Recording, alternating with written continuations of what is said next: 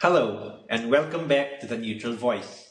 I am Samungdev Verma, and this podcast series is a space for thoughtful conversations on neutrality, judgment, and professional responsibility, grounded in real experience across disciplines where decisions shape outcomes beyond the room.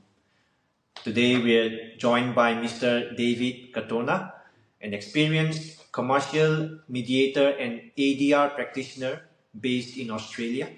He works across statutory and commercial settings, and he brings deep reflection on how neutrality, judgment, and process come together in everyday mediation practice.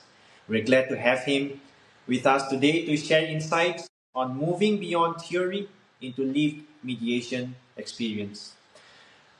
So, welcome, Mr. David. Thank you, Samung. Very happy to be here and very, very excited to have a conversation with you. Likewise. So, to begin, when you look back at your early mediation training versus the mediations you conduct now, what were the biggest gaps between theory and practice that only experience could fill? I think the biggest gap between the training and the practice is how crazy it can get in the room. Because when you're doing the training, of course, you're doing mock mediations with other people who are also doing the training, and everyone's very polite and collegiate and everybody wants to resolve the matters. However, in real life, you're on the fringes of humanity. You know, people come to mediation already frayed, and they will try anything, they'll say anything, sometimes they'll get aggressive, sometimes they'll get physical, and you don't learn how to deal with that in your training as such. Having said that, though, the training that you learn in the main is the system of mediation works so well, it's so well refined. It's only the control of the room things that you learn over time, and mostly you learn by watching other practitioners, by being in co-mediations and seeing what tricks work in a room full of people who might not be behaving at their very best at that time. Let's put it that way. Thank you. So, now talking about statutory or commercial mediations, as you have been involved in such, neutrality is often assumed to be passive. So, how do you experience neutrality when parties come in with vastly different levels of power, knowledge, or representation? It's a tricky question because we are neutrals, and yet we have our own preconceptions, we have our own biases, of course, as anybody does. There are kinds of communication that I get offended by, and I have to moderate my own offense, right? Because I'm neutral. I'm not there to be deciding anything at all. One good way to look at it is that the dispute, like the legal side of the dispute, is really the party's domain, right? So I am a lawyer, but my legal perspective on the matters doesn't factor in at all to my mediation because it's not appropriate. You know, I tell parties at the start, I'm not a judge. I'm not going to make any determinations on the evidence or anything like that. And in mediation, you don't have rules of evidence to scrutinize what's being presented either. So it may well be that you're being told things that are not true or half true or things of that nature.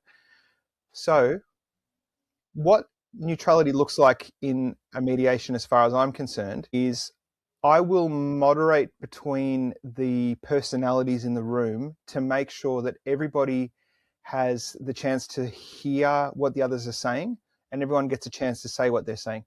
So the mediation job is not to scrutinize the facts or the evidence or anything like that. It's my job to make sure that everyone remains calm and remains productive in the short time that we have together, because people in mediation are in fight or flight. They're not thinking straight often. And it's my job to bring them to a place where they feel safe and they can think clearly. And then with what little they can express, my job is to make sure that it's heard by the other side and considered by the other side. And when you're dealing with two parties who are in fight or flight, often they'll be saying things at each other, but it's not going in. It's not actually helping them understand the other person's position. So a lot of the work of a mediator is summarizing and clarifying what's being said. And it's important that I picked up that term because reframing implies that I'm putting myself into interpreting what they're saying. But you can't do that in mediation because your interpretation as the mediator is not appropriate. What your job to do is to hear what the person's trying to say, help them to say it, and once they've said it, to repeat it as accurately as you can and make sure the other side has heard that, and then give them the opportunity. Would you like to reply to what you've just heard? And then they say their bit, and then it goes backwards and forwards like that. Now, you asked about power imbalances. I often mediate disputes between self-represented litigants and lawyers. So I might have a barrister and a solicitor on one side and a grandma and a grandpa on this side, say. So in that instance, I won't deviate from what I'm describing. My job is to make sure that they hear each other out. And if any party gets aggressive, to just tamp that down. It's helpful when there's professionals in the room, legal professionals like lawyers or barristers, because they should know when they're pushing the line, right? And becoming personally disparaging or threatening or things like that. And I can take them aside into a private session or caucus and just tell them, that's not productive. Like, actually, we're here to find an acceptable outcome. And that's another thing to consider. In mediation, the job is to try to find a mutually acceptable outcome, not the right outcome or the winning outcome, because we don't know what that is, right? And we have no way of knowing. And if, as a mediator, if you're driving an outcome either way, then you're not neutral anymore. And of course, that's a big no-no for our work. Does that answer your question? Yeah, thank you. I believe the nuance that you brought between reframing and summarizing what the parties are saying, I think that adds a lot of depth and clarity. And likewise, regarding the differences between the levels of the parties, be the knowledge or representation, I think, again, as you mentioned about the role that you have to play as a neutral, again, not directing the outcome. Following up on that, there is still a need of judgment to exercise in the role that you play. So even though mediators are taught not to judge, yet practice demands constant judgment about process, timing, and intervention. So how do you think about exercising judgment while still maintaining neutrality? Can I ask you a question? Can I ask you to clarify, when you talk about judgment, are you talking about deciding like making a decision on the merits of some sort, or are you talking about discernment in what's happening in the room? What are you thinking? Yeah, to put it clearly, I'm talking about discerning or reading the room or discerning the parties or where they stand. Yeah. Yes. Yeah. Okay. Thank you. So it's tricky. It's very, very tricky because cultural differences can play a big part in that. So, for example, naturally, I might assume that eye contact means that you're dealing with someone who's being frank and maybe being honest with you. But there are some cultures where they avoid eye contact because that's seen as rude. So I guess it probably comes down to life experience of the mediator to be able to give the parties enough range of how they might be manifesting what's going on in their mind that the mediator themselves doesn't leap to conclusions. But this is where it gets more complicated, because I said before that I don't want parties disparaging each other, for example, or getting aggressive. So I am making a judgment call there. And I think that the way that I find that judgment call is I'm watching to see how the parties themselves are stacking up. And what I mean by that is this. Have you ever seen a really aggressive person shouting at a very submissive person? It might not be physical, but it looks like the aggressive person is very large and the submissive person is very small. So it's not physically necessarily large and small, but there's something in our intuition that can just tell there's something going on over there. That person's getting picked on or that person's in trouble, right? So in the room with mediation, I'm watching the balance of how big and small people are getting. And if one party is starting to domineer, then I'd use my judgment just as a person, I suppose. You know, that intuition of, hang on, this is not constructive anymore. It's now just becoming belittling of this person. And that's, in those sorts of occasions, I'm using my judgment to make that call and say, this person shouldn't be in the room with this person right now. And then I'll get them in a separate room. And that's when I talk to that person who's shrinking and ask them, how are you going? And try to bring them back to a place where they can think clearly again, and then just help them think about what options there might be and what benefit there might be to continuing in the mediation. So I think that's probably the judgment piece there, of just social awareness of the interplay between different people, who's domineering and who's being belittled, and then trying to balance that. I see that as the most important thing, because people who are being belittled or feel like they're being backed into a corner, and it could be by a much more powerful, more sophisticated, like a barrister or something, hoeing into someone who's not a lawyer. The person who's backed into the corner can't negotiate anymore because all they're doing is trying to survive. And so that's not productive anymore. For a mediator to bring the parties to a position where they're willing to negotiate, they have to be comfortable enough and sound enough to be able to imagine and understand what's happening in the other person's shoes. But if all you're thinking is the other person wants to get me, then there's no understanding there. So that would be when my judgment would kick in and say, this is not happening productively anymore. Let's go to separate rooms, for example. So that's one example of the judgment, when you mention judgment, that I can think of where I do exercise judgment. Are there other times that you can think of where a mediator might be tested to step in as a discerner or a judge? So that's a very crucial point. I feel if I understand it correctly, a mediator is not to direct the outcome or decide the outcome, yet he is not to be absent.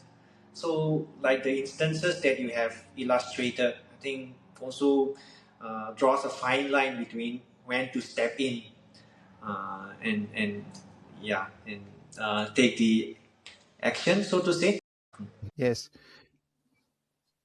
So, next, I'd like to also understand in statutory and court adjacent settings, mediators often derive authority from appointment rather than personal reputation. From your experience, what helps parties to trust the mediator's impartiality and competence when they have no prior relationship with them? It's a really good point. Most parties to a mediation, even in private mediations where the mediator is appointed by both sides' counsels, for example, the party themselves is taking the word of the counsel that this mediator is a good fit for this dispute. So even in that setting, there is a nervousness by the parties, and there might also be a or a limited understanding of what the mediator's role actually is.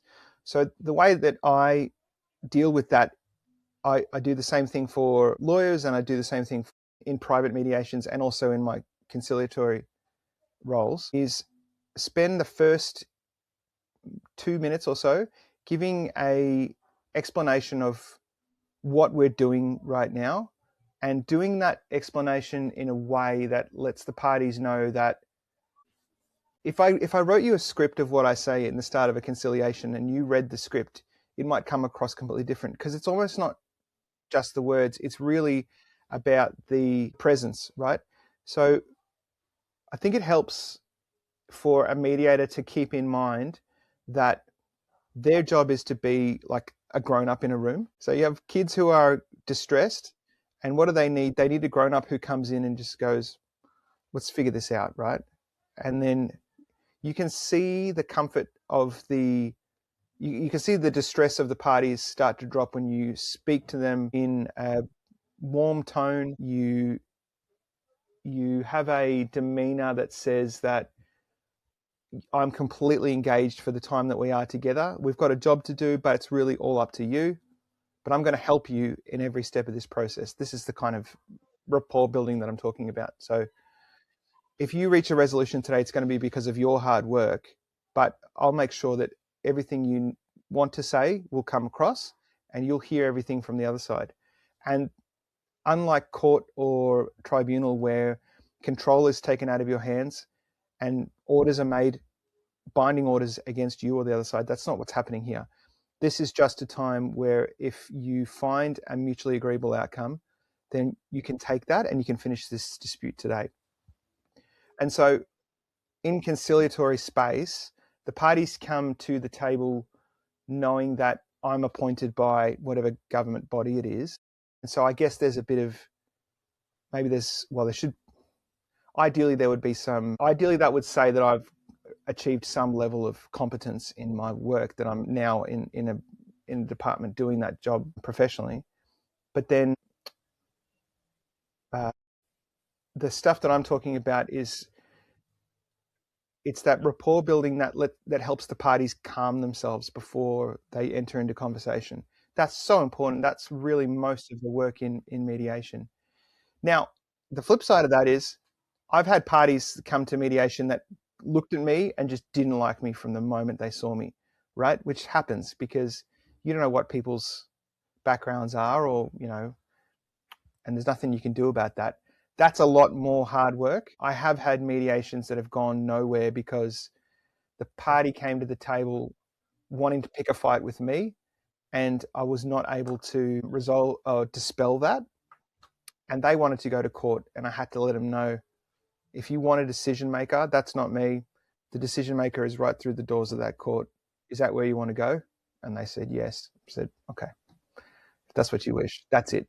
Because it's a voluntary process, right? I can't force you to negotiate. Having said that, though, under the statutory frameworks in Australia and in other places around the world, mediation is actually mandated by legislation before some disputes can go to court, as you know. And that's a tricky unresolved question in the whole world right now. Is mediation that is court ordered voluntary? It's a really interesting space to be working in at the moment. And there's a lot of people in a lot of different countries asking that question. Mm-hmm.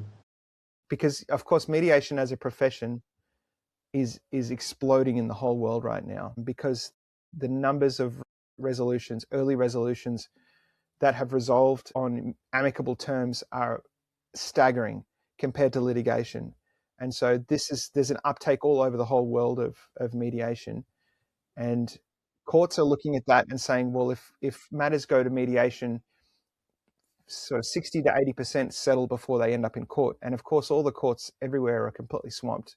There's backlogs everywhere. So the questions are being asked all over the world. How do we get parties to come to mediation and willingly participate in a process which is kind of mandatory? It's an open question, and in the coming years, a lot of people will write on it, and it's going to be very interesting to see what comes out of that. Because you've also already mentioned about the differences between the parties that come for mediation. So you've observed, parties who are vulnerable, or let's say they are distressed or unfamiliar with the whole dispute resolution as a setting, as a system. So how do you adjust your mediation approach while still maintaining an even-handed role? So a number of years ago, did a lot of mediations for a department that was put together to mediate disputes during COVID. And the parties who were coming to these mediations were extremely vulnerable, and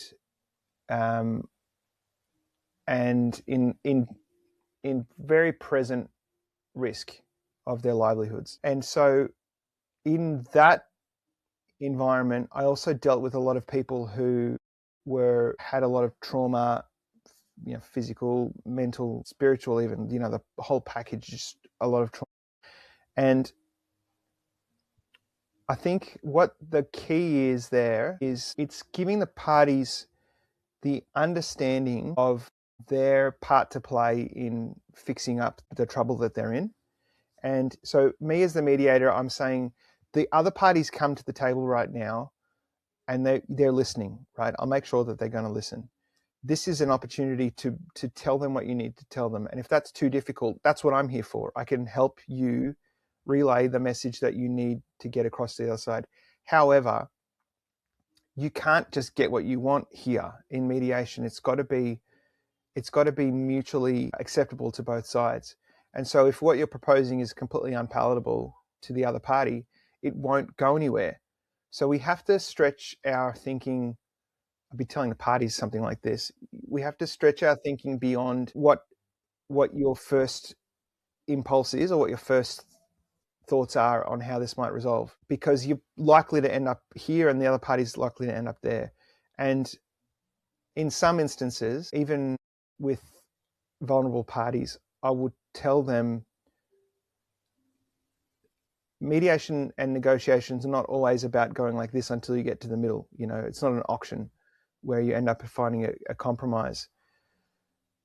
Often it's about the parties stretching themselves to their limit and then going a little bit further. And sometimes the outcome is found in the place where both parties have gone beyond what they're happy with, but they've considered what is acceptable even beyond that. So there's sort of what you're happy with, and then there could be, well, I can live with that because it's livable, not livable. It's not win or lose in mediation. And for times like that, for some parties, it's encouraging for them to hear that if I do my job right or well as a mediator, you're both going to be unhappy with the outcome, but you'll be equally unhappy, and yet you'll have found what's livable for you both, right? And then I might say something like, if that's what of course you make sure that they understand where they've gotten to, but if that's acceptable, you can tell them, or you can ask them to reflect, what is this avoiding? This is the reality. We call it reality testing in Australia. I think it's called different things in different places, but you're really asking them to cast their mind forward to a protracted litigation that goes for years and years and years, and go, is it worth settling today on those terms, understanding that they're also taking a step beyond what they're comfortable with or happy with in order to resolve? And then if they are willing to do that and that's the way they want to go, then you might tell them, after this, how about you go fishing or something like that? It's done. You can breathe a sigh of relief.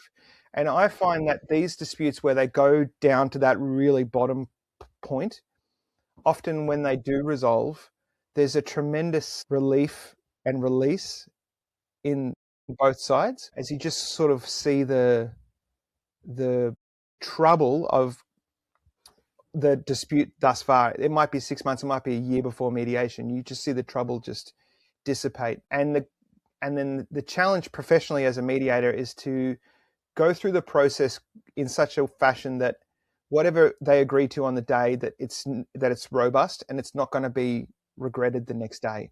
And so to do that, as the mediator, you ask them every question, not just, are you happy with this? Are you happy with this? Bang. You go, if you're at bang, what does that mean for everything else around you? And then they consider all those things. And if they have considered all those things and then they arrive at that, then they've got a release, and that's true of across the board parties who are not lawyers. But when there's particularly vulnerable people, they will. I found a great deal of appreciation for a process where they got to be heard, every dimension of their concerns. And also I'm not a counselor either, right? Which is another thing, and that's worth considering, because mediator, you got to keep the parties on track, and parties might like to spiral and they might like to loop over on their position over and over again. But you have to be kind but firm with parties and keep them on track. Does that answer your question? Yeah, I feel that very comprehensively answers, like gives an overview of the whole mediation process. I think also going into the psyche of the parties that come. So appreciate that answer. Great. So before we close, exercising the role that you play can be burdensome, and there is a risk of feeling burnt out in the process or even becoming stagnated. So how do you usually switch off or regain your perspectives? I think it's helpful. A couple things I find really helpful. The first one is to have some routine of switching off. So, for example, with me, I do a lot of my work from home where I am now, and I have a stand up desk. And it's not much, but after a particularly heavy mediation goes for 8, 9, 10 hours, whatever, I'll put up my stand up desk and I'll put on loud music and I'll pack away all the files from my computer. You know, with mediation, you just destroy most of your stuff, right? So I get rid of it all, delete it all, and then file it what I need to away. And then I've done that enough now that when that bench goes up and when the music starts, I start to change gears. So that's one thing. Another thing is people who have a spiritual pursuit or a religious pursuit, that's very helpful because what you're doing in mediation is very, very hard, but it is a way that you're serving people. And when you serve people in that fashion, it can be very draining. And things like some spiritual pursuits or religious can top that back up again and make you feel like a bit full again. And the last one is I like to volunteer. I like to do volunteer helping things. There's a couple of things that I've found particularly enjoyable. It's a small thing, but there's a cafe that I like to make coffees at, and I volunteer there. And I love that. I love being around people who are coming into a place where they're there to relax and have a good time, and I meet them because, of course, in mediation, the people who are coming are so stressed out and they're ready for a fight. So the opposite is true in the kind of volunteer pursuits that I enjoy. Those are three things that I find really, really useful. Thank you, David, for sharing thoughtful reflections drawn from lived mediation experience. And lastly, also to show that mediators are also humans at the end of the day. So, really appreciate your time. These conversations are about how neutrality is lived, tested, and sustained. We look forward to continuing this dialogue in future episodes. And to all our listeners, thank you for joining us. This has been The Neutral Voice.